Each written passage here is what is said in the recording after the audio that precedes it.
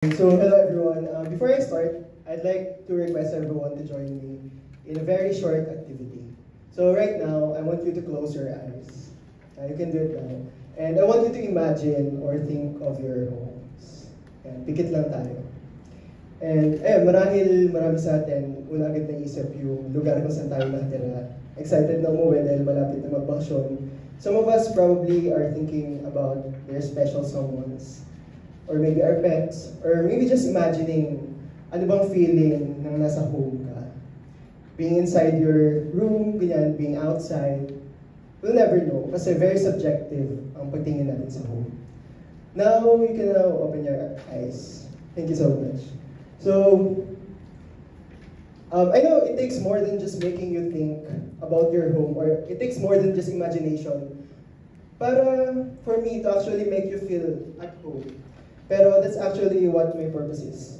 Para mas maging comfortable tayo and more relaxed. As you guys listen to me, kasi mag-share lang ako ng stories about what was home to me before and what is home to me now.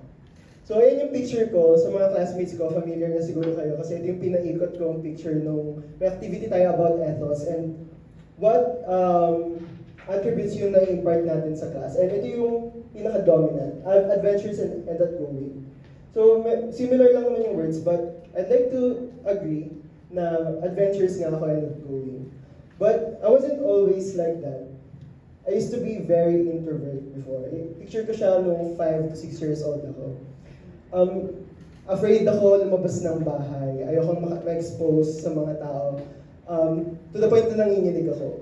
And so, na-associate ko yung home when I was a kid. Kung saan kami nakatira? Sa house namin. I was a homebody. And, ayun, mas nafe-feel ko yung comfort and security kapag nasa loob lang ako ng bahay. And masasabi ko na yung notion ko of home when I was a kid, very nakadikit siya sa predominant notion na isa siyang home. But as I grow up, na-realize ko na it's more than that. It's also what composes our home. So na-associate ko rin nung bata ako yung home namin to my mom's spaghetti. Every year nilutuan niya ako ng spaghetti. Alam niya na favorite ko to. And also, I also associated my home to my favorite pillow. May favorite pillow ko, siguro meron din tayo nung bata tayo na hindi ako makatulog kapag hindi ito yung yakap ko. So doon ko na-associate yung home. But eventually, I had to let go of these things, of my traditional home. When I was 17, my mom died because of cancer. So it was 8 days after my birthday. So nung 17th birthday ko, nasarap ko siya. Nung I was about to blow the candle in front of her, nag-burst out siya, umiyak siya. And no words yung lumabas sa bibig niya at sa akin din. Pero alam ko na it was because hindi niya na ako mapagluto ng spaghetti for the first time ever. And since that time, alam ko na magbabago na yung notions ko of home. Alam ko na mag-explore ako ng panibagong home for me. So what if home doesn't feel like home anymore? I had to find a new home. And thankfully, I have a lot of friends na nag-back up sa akin when I needed emotional support. So home for me during high school was the laughter that I shared with my friends. But eventually, I had to let go of my home again kasi kailangan kong lumipat ng college. So ayun, makikita natin na home is more than just physical notions. It can also be a feeling. Pero ayun nga, I had to let go nung magka-college na ako kasi kailangan ko mag-aral dito sa Metro Manila. So, what if home doesn't feel like home anymore again? I had to make my own home and bring it with me. And so I realized ngayong college na ako, bakit hindi na nga ba ako nakakaramdam ng homesickness? Maybe because it's with me. I created my own home for me. So kaya nag-geography ako kasi I like being outside, na contradicting sa kung paano ako before nung bata ako. Mas gusto ko nang lumabas kasi feeling ko nandun yung home ko. So ang point lang dito, we change as we grow. And so our perceptions of home. Nagbabago tayo at nagbabago din yung home natin.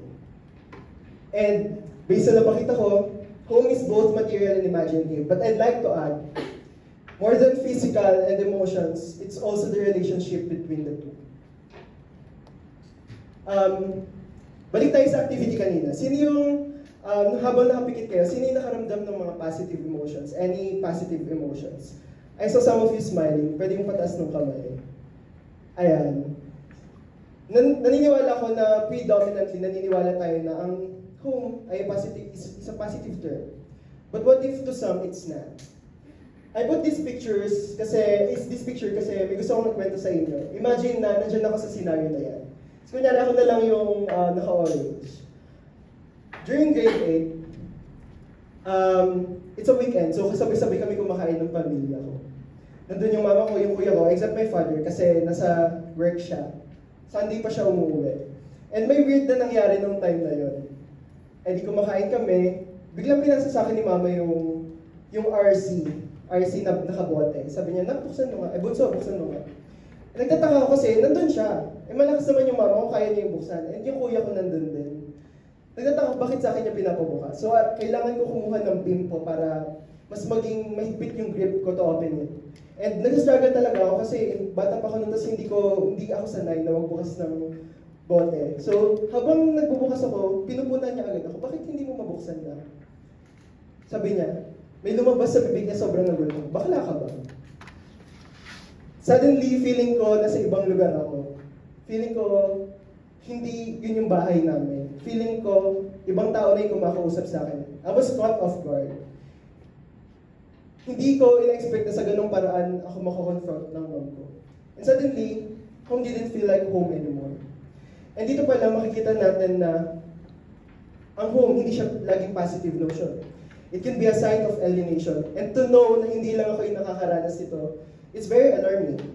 Sabi sa study ni Iñero noong 2014, most of the adolescent homosexuals na Pilipino ay mas nag-open up sa mga friends nila kasi hindi nila kaya mag-open up ng identity nila sa bahay nila. Dahil una daw natatanggi sa kanila ay yung pamilya nila. And so, mas nag-act yung mga homosexuals na finifake nila, nag-act sila as straights. And that's what I did. Dininay ko, hindi ako sumagot, lumabas ako ng bahay. Siyempre, hindi ako handa. And simula nun, nagpanggap ako na mas inayos ko, mas naging conscious ako na sa mga kinikilos ko kasi nga ganun na pala yung iniisip nila sa akin. Pero more than that, ang home, it can also be a place of fear and violence. Nung pandemic, na-cite nung PNP na around 4,000 yung na-record na cases ng violence related to women and children nung month lang ng March to June 2020. And bukod doon, it can also be a site of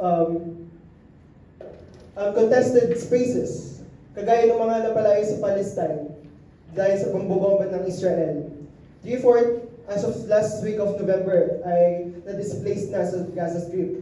And very aware naman tayo sa case ng Lumad na patuloy na binobomba ng Estado para kangkamin yung lupa nila. At patuloy nga sila na di-displace of their home. Home can also be a site of contest. And wag na tayo lumayo, let's address the elephant in the room.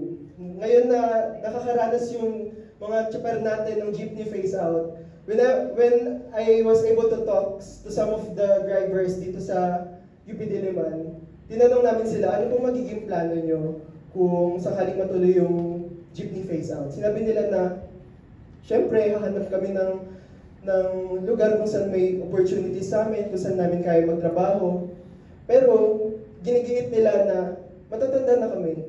Ito lang yung kaya namin gawin, pagiging driver. Kaya sana makiisa tayo sa struggles nila kasi it also means displacement for them. Kailanganin nilang ang jeepney phase out, it means displacing our jeepney drivers. Inaalis natin sila sa identity nila and nire-recognize natin na home is tied to power and identity.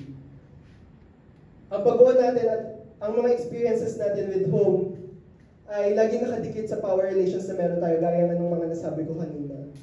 Kapag mas na-oppress tayo, mas napapalayo tayo sa mga home natin. And kalakap doon, inailalayo din ito ang identity natin. And so what do we do if home doesn't feel like home anymore? kung hindi na natin mahanap yung home sa kung nasan siya before, I hope we always go back to ourselves because we are active agents of homemaking processes na we can always create our home for ourselves. But beyond that, I hope na matandaan natin na mahalaga ang pagiging part ng struggle kasi it's only through that way that we can also make home for others. I know. Thank you.